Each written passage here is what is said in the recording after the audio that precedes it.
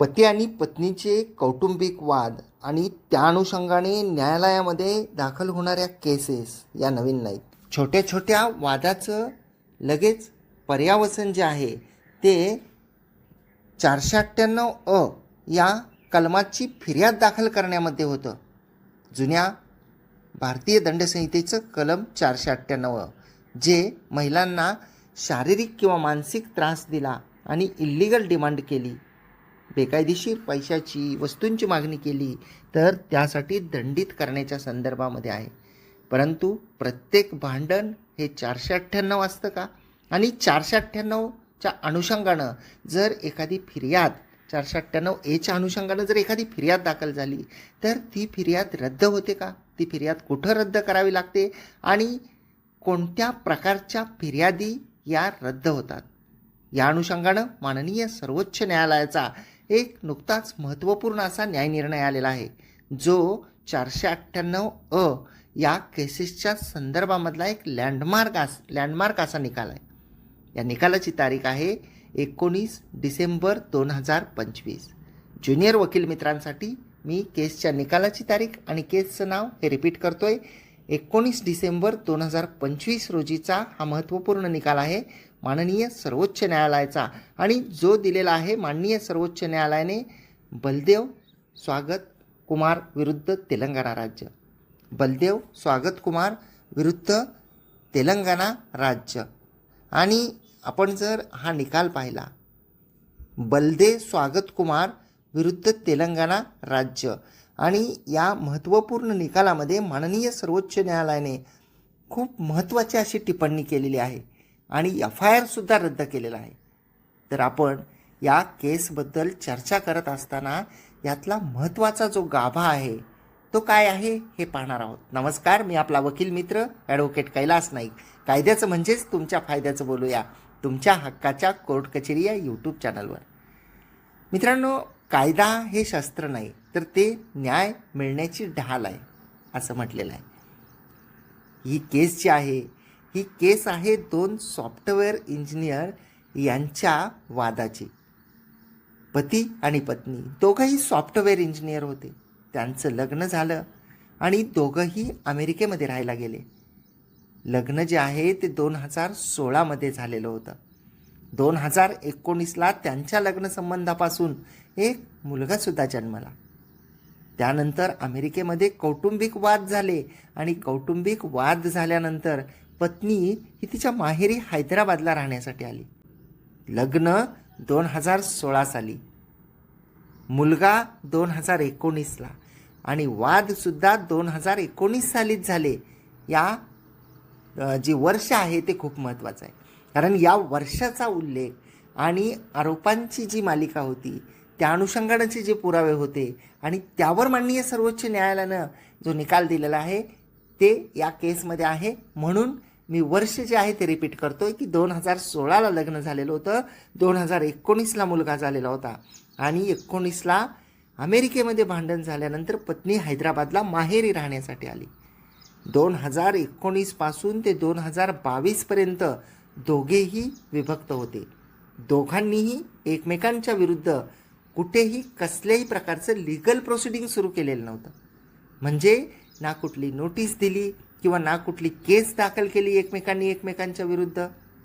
याला आपण असं म्हणूया की एक खूप मोठी शांतता किंवा संयमाचा जो काळ होता तो होता 19 ते 2022पर्यंतचा. आता या कौटुंबिक वादाला कुठेतरी वाचा फुटावी, पत्नीनं पतीकडं नांदण्यास यावं म्हणून पतीने 11 जानेवारी 2022मध्ये वकिलामार्फत कायदेशीर नोटीस पाठवली. तारीख मित्रांनो महत्त्वाची आहे की 11 जानेवारी 2022 रोजी पतीने पत्नीला नोटीस पाठवली. आता नोटीस काय म्हणून पाठवली तर रेस्टिट्यूशन ऑफ कंज्युगल राईट्ससाठी पाठवली, म्हणजे वैवाहिक हक्क पुनर्स्थापित करण्यासाठी. म्हणजे मी नांदवण्यास तयार आहे, माझ्याकडं मुलासह नांदण्यास यावं, आणि नांदण्यास जर आले नाही आपण तर आपल्या विरुद्ध वैवाहिक हक्क पुनर्स्थापित होऊन मिळण्यासाठी जे फॅमिली कोर्ट आहे त्या ठिकाणी मी केस करणार आहे. आता नोटीस पतीने पाठवली 11 जानेवारी 2022ला आणि लगेच 24 जानेवारी 22ला म्हणजे 10-12 दिवसामध्ये लगेचच पत्नीने पती आणि त्यांचे आई वडील, त्यांची बहीण यांच्यासह 5 लोकांच्या विरुद्ध 498A भारतीय दंडसंहितेच्या कलमाखाली फिर्याद दाखल केली. त्या फिर्यादीमध्ये वेगवेगळ्या प्रकारचे आरोप करण्यात आले आणि 5 लोकांच्या विरुद्ध FIR दाखल झाल्यानंतर पती आणि त्यांचे कुटुंबीय यांनी तेलंगणा उच्च न्यायालयामध्ये CRPC जे जुनं फौजदारी प्रक्रिया संहिता होती त्याप्रमाणे त्याच्या कलम 482 प्रमाणे तेलंगणा उच्च न्यायालयामध्ये FIR रद्द करावा म्हणून याचिका दाखल केली. पतीचं म्हणणं होतं की आरोप खोटे आहेत, आरोप मोहगम आहेत आणि मी नोटीस पाठवल्यानंतर पत्नीने ही काउंटर केस केलेली आहे, आमच्यावर दबाव आणण्यासाठी केलेली आहे, आमच्या कुटुंबियांना विनाकारण यामध्ये गुंतवलेला आहे, कुटुंबियांचा यामध्ये कोणताही रोल नाही आणि मी सुद्धा पत्नीचा कधीही त्रास छळ केलेला नाही आणि रकमेची सुद्धा मागणी केलेली नाही. तेलंगणा उच्च न्यायालयाने पत्नीची सुद्धा बाजू ऐकून घेतली. दोन्ही बाजूचं म्हणणं ऐकून घेऊन माननीय तेलंगणा उच्च न्यायालयाने जी याचिका होती ती पार्टली अलाउड केली. त्याच्यामध्ये पतीविरुद्धचा जो FIR होता तो जसाच्या तसा ठेवला आणि कुटुंबातील इतरांविरुद्धची जो FIR होता तो रद्द केला. त्यांना खोटेपणाने त्या केसमध्ये गुंतवलेला आहे असा निष्कर्ष काढला. त्यांच्याविरुद्ध स्पेसिफिक आरोप नाहीत.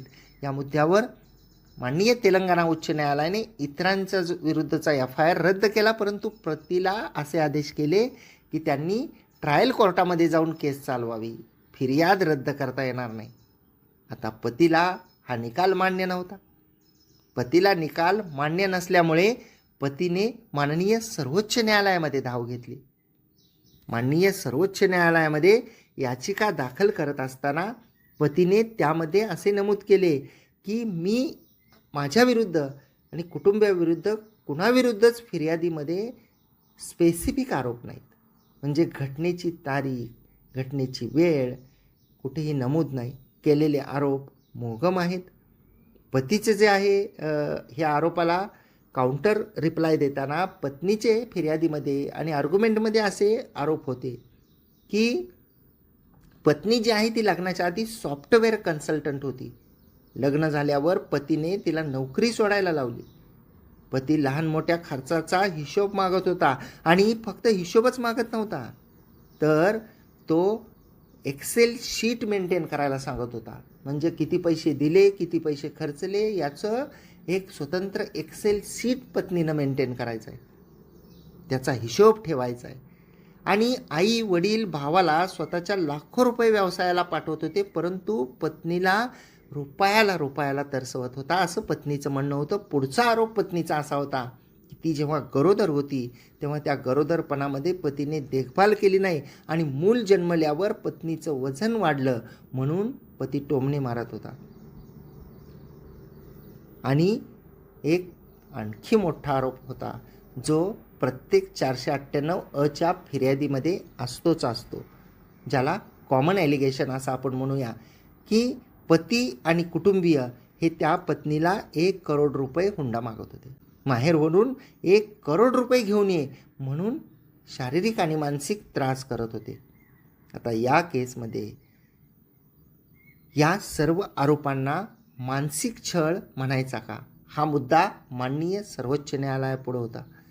माननीय सर्वोच्च न्यायालयाने या केसमध्ये निष्कर्ष नोंदवताना असं म्हटलेलं आहे की 1 करोड रुपये मागणीबाबतचा जो फिर्यादीमधला आरोप आहे तो मोहगम आहे, त्याची तारीख नाही. इतर जे आरोप आहेत त्याचा पुरावा नाही. रक्कम कधी मागितली याची तारीख स्पष्ट नाही. आता आपल्या सर्वांना माहीत आहे की फौजदारी गुन्ह्याच्या संदर्भामध्ये एखादा गुन्हा घडला असा जेव्हा फिर्याद दाखल केली जाते त्यामध्ये 3 गोष्टी या सर्वात महत्त्वाच्या असतात.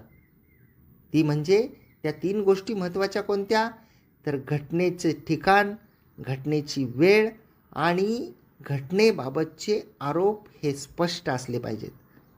जर का घटनेचं वेळ आणि ठिकाण लिहिलेलं नसेल फिर्यादीमध्ये, आरोप अस्पष्ट असतील, मोहगम असतील, तर फौजदारी केस कायद्याच्या कसोटीवर उतरू शकत नाही. आरोपीची निर्दोष मुक्तता होते. माननीय सर्वोच्च न्यायालयाने या केसचा न्यायनिर्णय देत असताना माननीय सर्वोच्च न्यायालयाच्याच एका दुसऱ्या केसचा संदर्भ घेतलेला आहे. तो संदर्भ हरियाणा राज्य विरुद्ध भजनलाल या केसचा संदर्भ होता.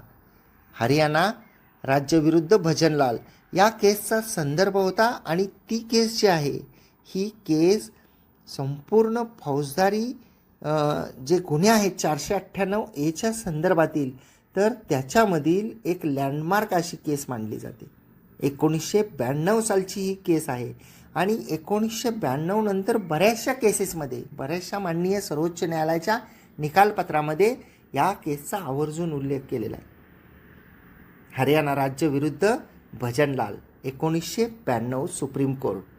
या केसमध्ये काय म्हटलेलं होतं, तर या केसमध्ये फौजदारी प्रक्रिया संहितेच्या 482 प्रमाणे FIR रद्द करण्यासाठी कोणती क्रायटेरिया आहेत याचे गाईडलाईन्स त्यामध्ये दिलेले आहेत, की माननीय उच्च न्यायालय किंवा माननीय सर्वोच्च न्यायालय हे कोणत्या परिस्थितीमध्ये FIR जो आहे तो रद्द करू शकतात.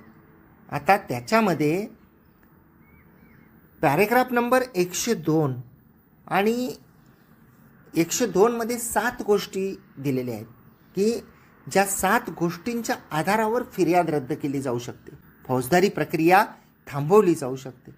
आणि त्या पॅरेग्राफ नंबर 102 मधील 1 आणि 7 नंबर क्लॉज जो आहे तो या केसला लागू होतो असं माननीय सर्वोच्च न्यायालयाने म्हटलेलं आहे. त्यातला 1 नंबरचा जो क्लॉज होता तो असा होता की जर फिर्याद जशीच्या तशी जरी वाचली, पत्नीने पतीवर 498A ची जी फिर्याद दाखल केलेली होती ती फिर्याद जशीच्या तशी जरी ॲक्सेप्ट केली, स्वीकारली, वाचली, तरी सुद्धा त्या फिर्यादीवरून पतीने कोणता गुन्हा केला आहे असे त्यावरून दिसून येत नाही. एक्सेल शीट बनवणं, टोमणे मारणं यावरून गुन्हा घडला असं म्हणता येणार नाही. ते क्रिमिनल ॲक्ट नाही असं माननीय सर्वोच्च न्यायालयाने म्हटलेलं आहे. आणि जो महत्त्वाचा क्लॉज आहे त्यातला 7 नंबरचा, तर तो माननीय सर्वोच्च न्यायालयाने अधोरेखित केलेला आहे. क्लॉज नंबर 7 काय आहे त्या 102 पॅरेग्राफमधला, तर जर केस दूषित हेतूने केलेली असेल, म्हणजे केस करण्याचा हेतू हा समोरच्याला त्रास देणे असेल, केस करण्याचा हेतू हा त्या समोरच्या व्यक्तीने केलेल्या एखाद्या कृतीला काउंटर ॲक्ट करण्यासाठीचा असेल, म्हणजे न्याय मागणे हा उद्देश नाही, तर केवळ प्रतिहल्ला करून, दबाव आणून त्याला त्रास देणे हा जर उद्देश असेल, दूषित हेतूने जर केस केलेली असेल, तर त्या परिस्थितीमध्ये सुद्धा फिर्याद जी आहे ती रद्द करता येते. आता ही जी केस आहे ज्याचा आपण संदर्भ घेतोय किंवा ज्याच्याबद्दल आपण चर्चा करतोय, त्या केसमध्ये काय होतं, तर 2019ला त्यांच्या दोघांमध्ये वाद झालेला होता. 2019 पासून 2022 पर्यंत ते दोघे विभक्त राहत होते. दोघांनीही एकमेकांच्या विरुद्ध कोणती कारवाई केलेली नव्हती. आणि 2022ला 2019 ते 22 पर्यंत विभक्त राहत होते आणि 2022ला जेव्हा पतीने पत्नीला नांदण्या सेनेची वकिलामार्फत नोटीस पाठवली, त्याच्या लगेचच काही दिवसामध्ये 12-14 दिवसामध्ये पत्नीने ताबडतोब पती आणि त्यांच्या कुटुंबियाविरुद्ध 498A ची फिर्याद दाखल केली. याला आपण काउंटर ब्लास्ट म्हणूया. म्हणजे त्या नोटिशीला शह देण्यासाठी, पती आणि त्यांचे कुटुंबियावर दबाव आणण्यासाठी पत्नीने दाखल केलेली ही 498A ची फिर्याद होती. माननीय सर्वोच्च न्यायालयाने म्हटलेलं आहे की या 498A च्या फिर्यादीवरून असं दिसून येतं की न्याय मिळवणं हा त्यामध्ये हेतू नव्हता, तर पतीच्या नोटिशीला केलेली प्रति ॲक्शन होती. या केसचा निर्णय देत असताना माननीय सर्वोच्च न्यायालयाने आणखी एका माननीय सर्वोच्च न्यायालयाच्या आज दुसऱ्या एका केसचा संदर्भ घेतलेला आहे. तो नुकताच 2025 सालातीलच निकाल आहे, दारा लक्ष्मी विरुद्ध तेलंगणा राज्य. त्याच्यामध्ये 498A हे कलम प्रत्यक्ष छळापासून वाचवण्यासाठी आहे. परंतु सध्या पती आणि त्यांच्या कुटुंबियांनी छळ केला म्हणून बदला घेण्यासाठी खोटे आरोप करून त्यांना केसमध्ये गुंतवण्यासाठी हे कलम हत्यार म्हणून वापरलं जात आहे असं म्हटलेलं आहे. पती एखादी नोटीस पाठवतो, पती एखादी दिवाणी प्रक्रिया सुरू करतो, उदाहरणार्थ नांदण्यात येण्यासाठीचा अर्ज दाखल करतो, घटस्फोट मिळण्यासाठीचा अर्ज दाखल करतो किंवा असे प्रयत्न करतो की जेणेकरून एकतरी त्यांचा कौटुंबिक जो प्रवास आहे तो सुरळीत व्हावा किंवा दोघे एकमेकांपासून विभक्त व्हावे. आणि पती जेव्हा अशा प्रकारचं दिवाणी प्रोसिडिंग सुरू करतो आणि त्यावेळी पत्नी अशा प्रकारच्या 498A सारख्या खोट्या केसेस केवळ काउंटर अटॅक म्हणून दाखल करते, त्यावेळी अशा प्रकारच्या FIR जो आहे तो कायद्याने चालू शकत नाही असे माननीय सर्वोच्च न्यायालयाने म्हटलेलं आहे. माननीय सर्वोच्च न्यायालयाने असं म्हटलेलं आहे की जर पती पैसे देत नाहीत असे आरोप असतील किंवा पतीकडून घटस्फोट पाहिजे असेल तर पत्नीसुद्धा दिवाणी प्रोसिडिंग सुरू करते, पोटगी मागू शकते, कौटुंबिक हिंसाचाराच्या अनुषंगानं केस दाखल करू शकते. महिलांनी छळ सोसावा असे नाही, परंतु प्रत्येक छोटे मोठे भांडण हे गुन्हा होऊ शकत नाही आणि प्रत्येक छोट्या मोठ्या भांडणाला 498A सारख्या गंभीर गुन्ह्याचं कलम लावून फिर्याद दाखल करणे हा पर्याय नाही.